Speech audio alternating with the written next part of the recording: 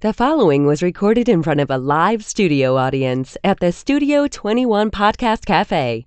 This is the United Podcast Network.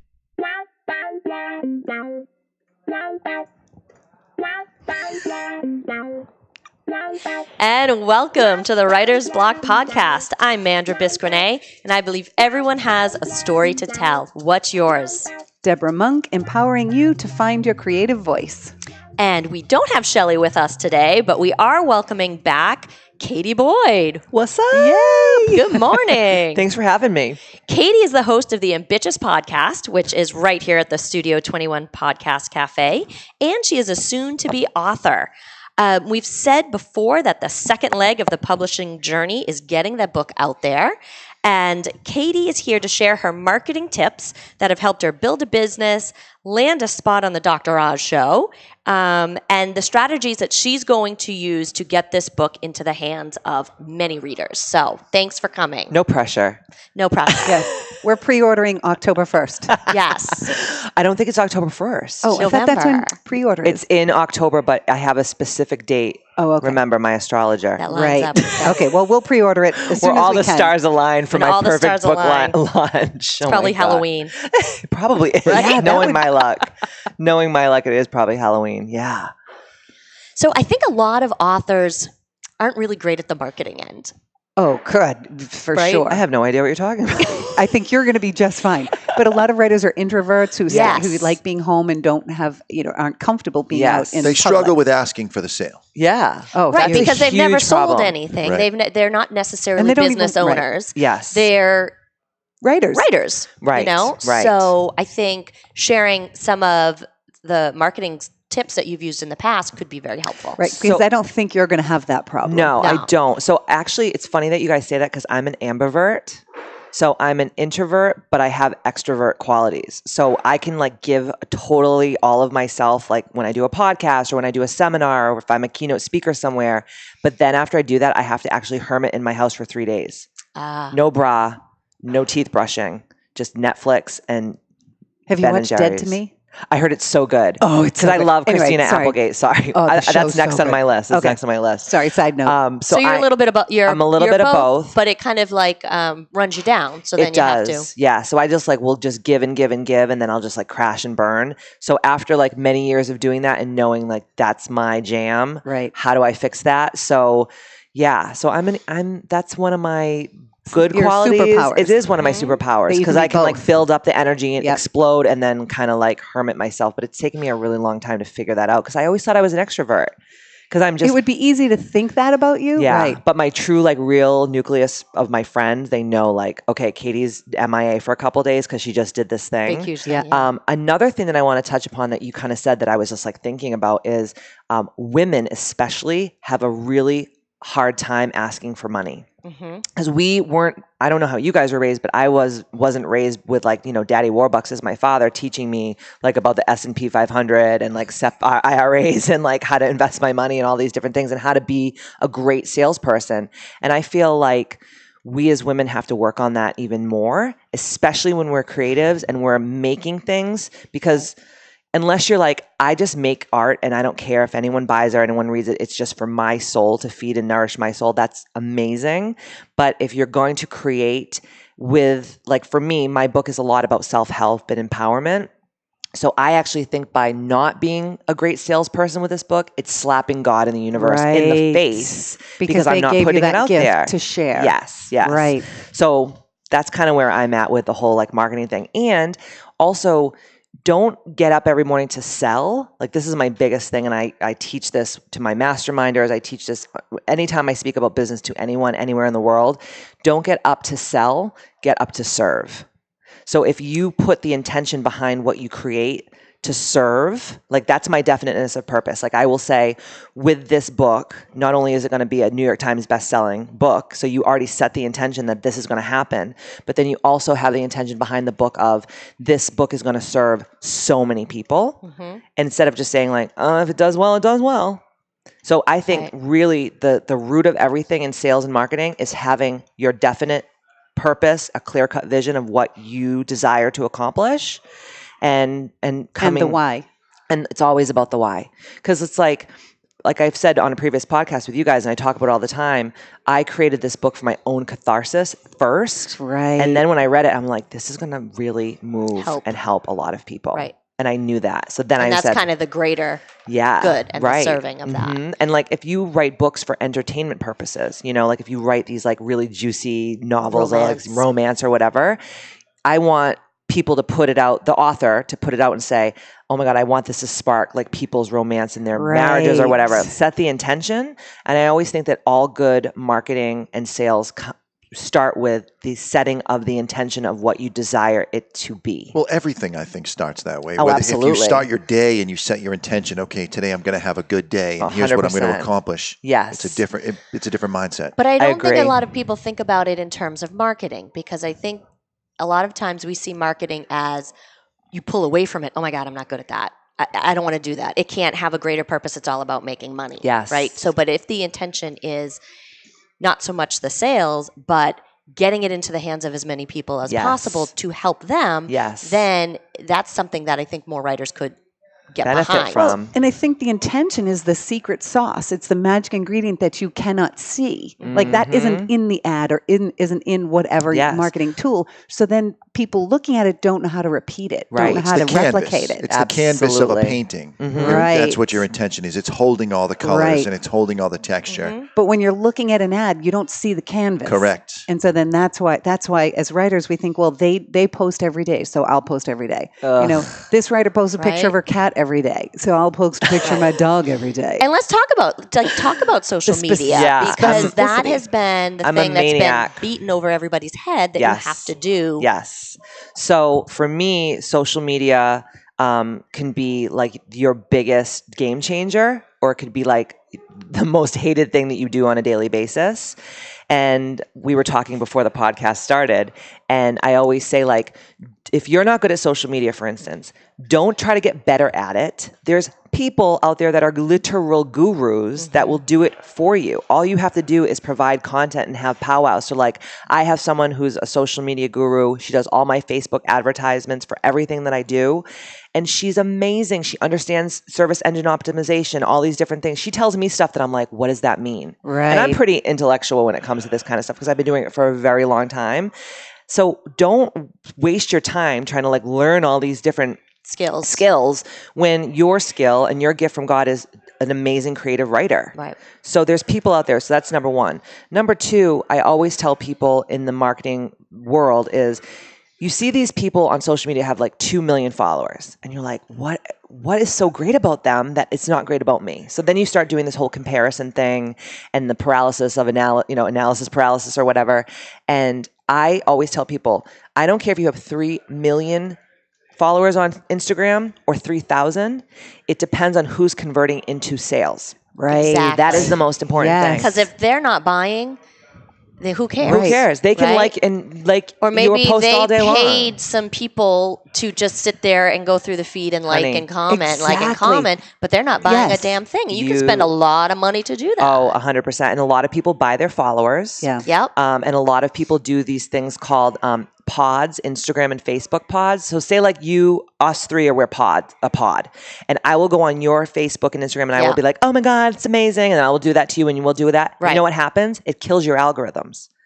So what people think is like, oh, we're going to create this like pod and we're We'll all all going to back support each other each up. other. Nope. Because then what happens is the only people that show up in each other's feeds are those us three. people. Oh, jeez. So people are really being dumb about things and it's not their fault. They just Right. don't know. And you can't know everything. No, you can't. And I think that there's only so much space up here.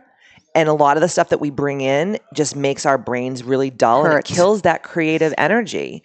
And that's why I'm a huge proponent too about meditation and being silent because that's where the creativity really grows. But it's all about conversion. So don't worry about having how many followers. Right. It's like how many of those people are converting into sales. So for an example, on Instagram, because I got into the Instagram game like way late before the algorithm shifted. And I was like trying to kill my Instagram game for like a year. I had hired all these people, did videos and all this stuff. And at the end of the time, I was like, oh my God, this is just so exhausting. Like, it's just so exhausting. suck. It's a time suck. Yeah. And it fries your brain. Yeah. And then you have to deal with all these people like posting and then like, oh my God, this person said I had a big forehead. This person said I was fat. I'm like, oh Jesus, here we go, So for me, it's all about the conversion. So I would rather have 3,000 of my followers and 10% of those people on a monthly basis convert into some kind of sales, which whether it's my book or a seminar or something I'm doing at my wellness center or whatever, than actually having like all these people telling me I'm cute all day, but no one's buying anything. Right? So don't worry about that. Worry about having, like I always say, it's always quality over quantity every day of the week. And a lot of, because I do a lot of affiliate and ambassadorship programs with different very, large companies, and they're actually not looking anymore on how many followers you're having. Yeah. They're actually looking at your conversion rates. So they're like, we don't care if you have 3,000 followers. You're converting 10% into sales every month. And then they have these people that are like, thirst traps. Do you guys know what a thirst trap is? No. Do you know what a thirst trap is? Okay. So these girls that are on Instagram that like just show their booties and their boobies all day long, that's a thirst trap. So all these like perverts go on and they're like, oh my God, it's so hot. But none of those guys are buying anything from you. Right. Do you know what I mean? Yes. So they're like, we don't want these thirst trap 3 million follower people to be our ambassadors or our affiliates. We want someone like you where people are actually buying and who has substance, who is like on brand with our brand kind of thing, So I know it's crazy to know that. Well, and I've been reading a lot lately that it's becoming less about Facebook followers, Instagram followers, and more about the email list. Oh, email list is, people will say, oh, email's dead. No. No, it is not. It is not dead. Because that's your list. Those are Those your are my people that open your emails and are hearing your message. Yes. Period. Right. And I have, tens of thousands of people on my email list, which is very small email list, by the way. Like for the grand scheme of things, it's a very small email list. But I have a 48% open rate. In this day and age, huge. that's unheard of. Yeah. You're lucky to get like a 5% open rate. Right. Because everyone that has signed up for my emails is on point with my brand and they want what I'm giving. And I convert tens of thousands of dollars a month from an email. Just today, I sent out an email with like the first couple paragraphs of my book. Which I heard Brilliant. about. Yes. Right. And I can't believe I'm not already on your email list. Well, we will get you on there. Yes. But it's funny because I was on my way here and I was sitting in the parking lot and I was like, oh, I want to see like what people have said already. Because, usually I'll send an email out and people will email me and be like, oh my God, that email like touched me today. Thank you for this. I've been struggling with this. Because I always send an email out with the intention of serving these people. Because like, if I'm feeling overwhelmed, my followers and the people that subscribe to what I'm giving probably feel overwhelmed, Or have at some point. Right. And so I'm talking to just those people. And it's funny because today I'm afraid to actually open my phone because I was in the parking lot and I've had over 100 emails just in like 2 hours. Wow. And my text messages are like booming already. People just saying, oh my God, I can't wait to read the whole book if it's like this. Right. It's crazy. But see, for me, that's I hate to call it a tactic, but it's a tactic. Right. It's like I'm giving you this little excerpt from my book so you get excited about it. And then I'm going to nurture you. Have you guys heard of nurture campaigns? Do you know about a nurture campaign? Tell us. Okay, so of course we do, but you can tell our listeners. All right. Hi, listeners. You guys know about nurture campaign. So I always use nurture campaigns for anything I do. So for instance, right now we're in like the whole pre-launch of the book. So pretty much every email I send out, all the things that I write about on my social media, everything is going to be symbiotic to and geared to the actual book. Right? Yeah. I'm not just like throwing shit to a wall, seeing what sticks. Right. I have this whole clear-cut vision of like, okay, from this date to this date, everything is going to be in some way, shape, or form book related back to the book. Right. Yeah. I'm launching a 28-day program in September. So like a lot of the things I'll be doing also, it's called Ambitchious 28. And it's this incredible program where it's food and exercise and yoga and sound healing and meditations and all these different things that I talk about on the Ambitchious podcast in the book. It's a 28-day soup to nuts reboot of your entire life. So my nurture campaign will be like little dribs and drabs of getting people in that mindset. So when I actually have a real concrete thing to sell, people are like, where do I sign up? They're ready because they've been hearing about it and learning about it. I also think this as well, and I think about this all the time. It's like I want people who are subscribing to my email list or following me on social media to say, if she gives this much for free, what is it going to be like when I actually pay her to work with her?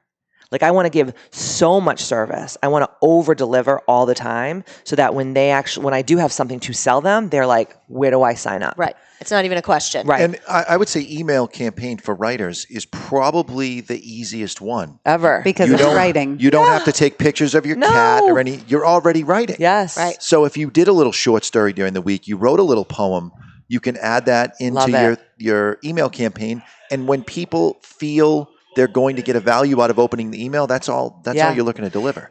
This just came to me really quick. Can I just say this? Yeah. Okay. So what if because you love to write, Yeah. but you're not really so into the business part. You're just a We creative. can say that, Okay. yes. So what Safe if to say. what if you like did a course, like you wrote a course to teach potential writers how to do the writing process? Do you know how I would buy it? I'm just telling you. Oh, okay. I'm writing it down. She's scared. I'm not Why? scared. Oh, I'm not scared at all. I could do that. You'd make a lot of money. I'm just saying. And you'd be in service, right? Because you know how many people are like, I have this book in my heart, like God placed in here, but I don't know how to make it come to fruition. You've already done it. No, there's no question. I could do it, and I would love to do it. Just right now, I am in such contact with my muse. Yeah. Like my connection right now with my creative genius or Yes. whatever it is so strong that I'm afraid It'll to tamp it down. You know, your energy can only go in so many directions. Yes. And so with this line of communication so Yes. open right now, I don't really want to go this way. And so right now isn't the time for me to do that, but I would it's definitely something. Think about in the future. Yeah. Yeah. Because You're a natural teacher. Yeah. You've been She teaching is. all your life. Right. And that's kind of what you've done with our writers group with Shelley and I. There's been those teaching and moments. we've all come so far by being together. Well, when you're ready, I'll help you. Okay, Because deal. I'm the queen of these things. Well, maybe that's what we should do. Maybe we should coordinate. I'll do the Absolutely. teaching part. You do Yeah. the promoting part. And it's funny because you could create this program and it could be an evergreen, meaning it's always for sale, and it could be 100% automated. And I truly believe from a writer standpoint and a business standpoint that my desire in my company is to be as virtual and as automated as I can be so I can truly have time and financial freedom. Freedom is my number one core desired feeling. Yep.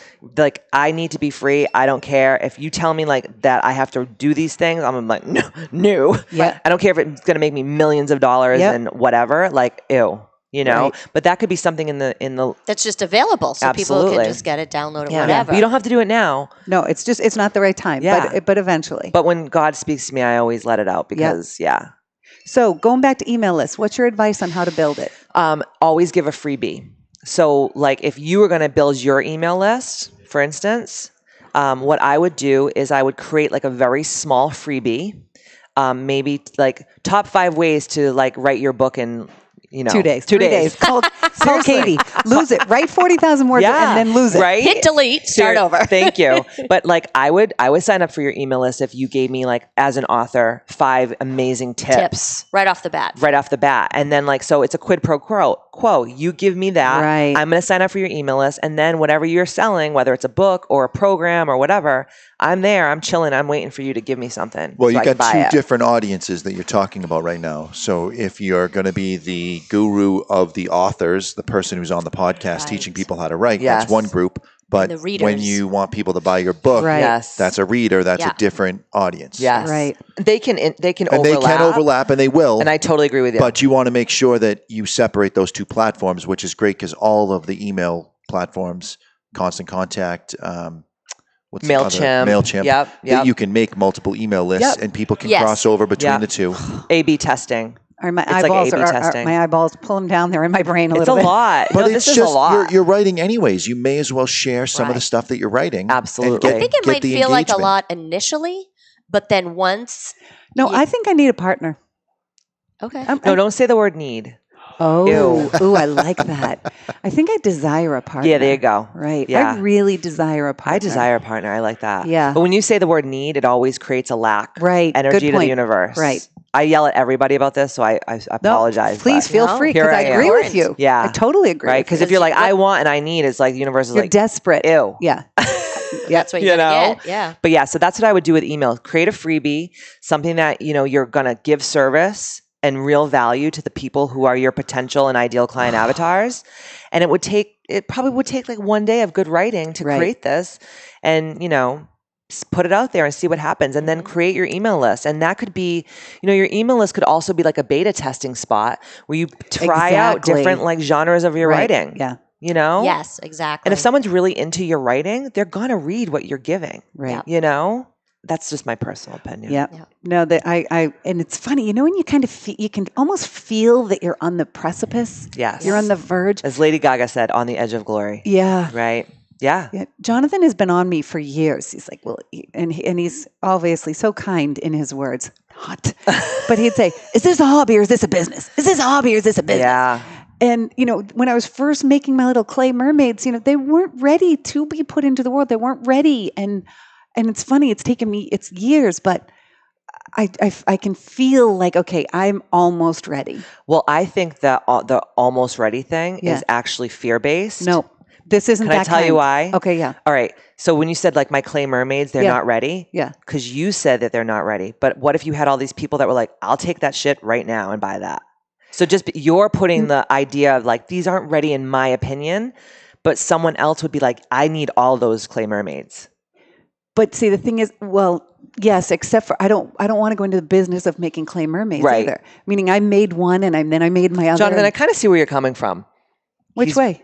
Well, because is it a business or is it because a I end up creative? That's she what does Deb so struggles many with. things. Yeah, we all struggle, by the way. I think you really struggle with that. Yes. And I think the clay mermaids, to be honest, were your own art therapy. Yes.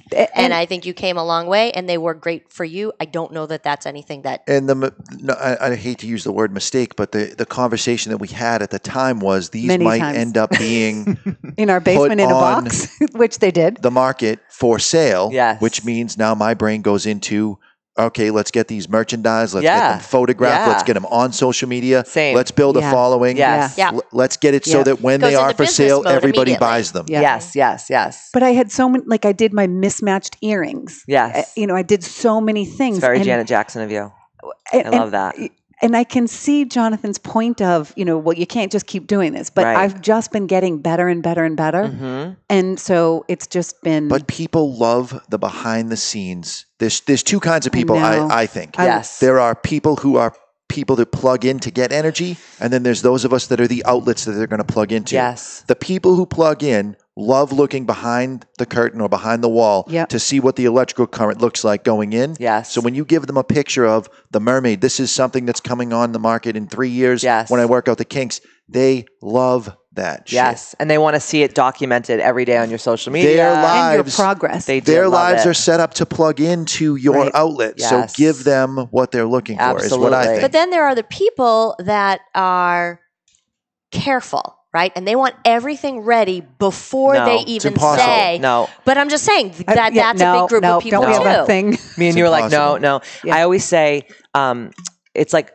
Show them your wounds. Show them your wounds. That's a great, it's totally, because it makes you so human and people love that, right? Mm-hmm. It's like when I go on and I talk about how Matt and I like beat the crap out of each other fighting, me and my husband. Which was one of my, one of my favorite podcasts Do you of yours. know how many people reached out to me and were like, I thought you had this perfect relationship. I was so jealous of it. And I actually hated you because I was like, I want that kind of love. And then hearing that you guys like go toe to toe and like, that made me love you more. Do you know what I mean? Yeah. The funny thing is, I've seen you and Matt on the show. Yes. And I've listened to you on the show. And you get one image of you as a couple, but when you guys walk in together, the image of the couple, because we're here beforehand, behind the curtain. Yes. You have a very different energy. Oh, 100%. Yeah. Because I am a persona.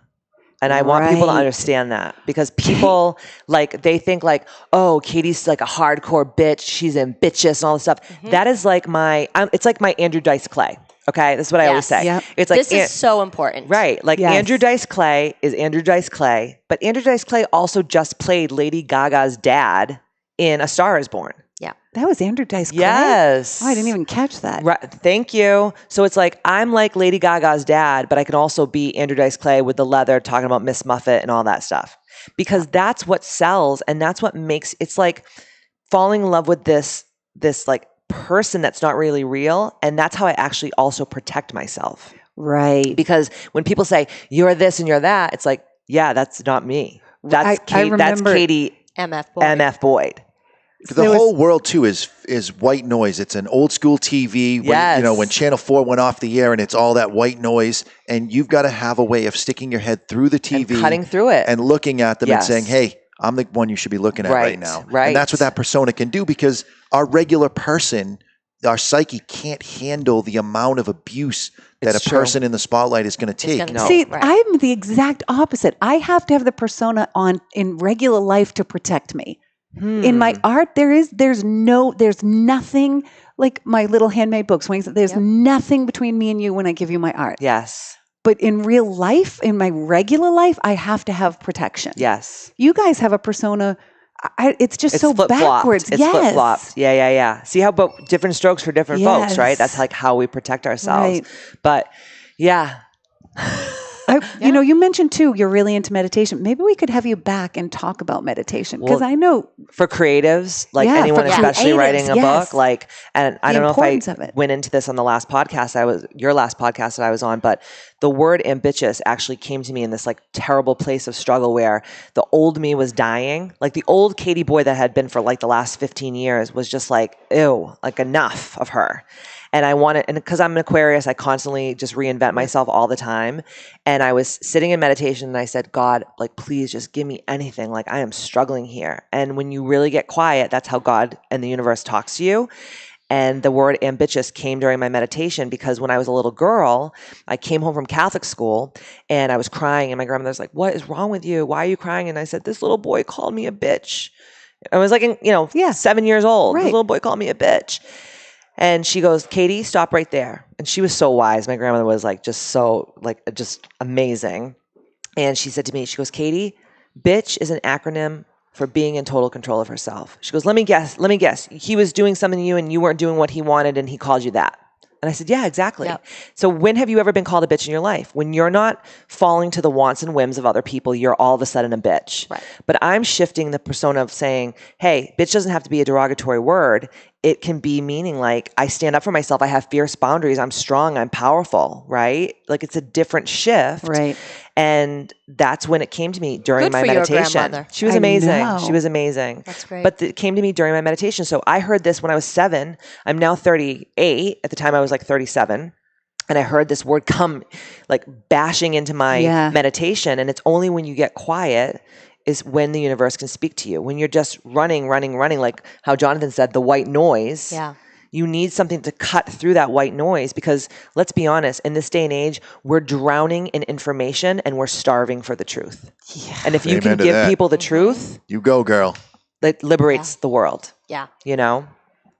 That's amazing. This is probably one of our best shows. I think it was I'm great. glad I could be part of it. Much. Thanks for having me anytime. Wonderful. Thank you, Katie, for coming on. And we can check your podcast out, Ambitchious, on everything. iTunes, YouTube, Podbean, anywhere that podcasts are consumed, I will be there. All your favorite podcast catchers. Yes. That's right. So be sure to check Katie Boyd out at the Ambitchious podcast. And you can check us out at the Writer's Block podcast.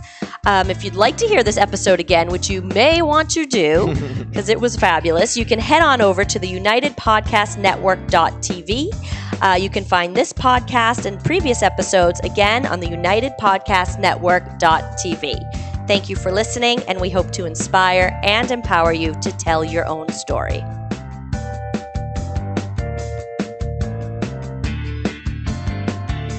The views and opinions expressed by the hosts, guests, or callers of this program do not necessarily reflect the opinions of the Studio 21 Podcast Café, the United Podcast Network, its partners, or affiliates.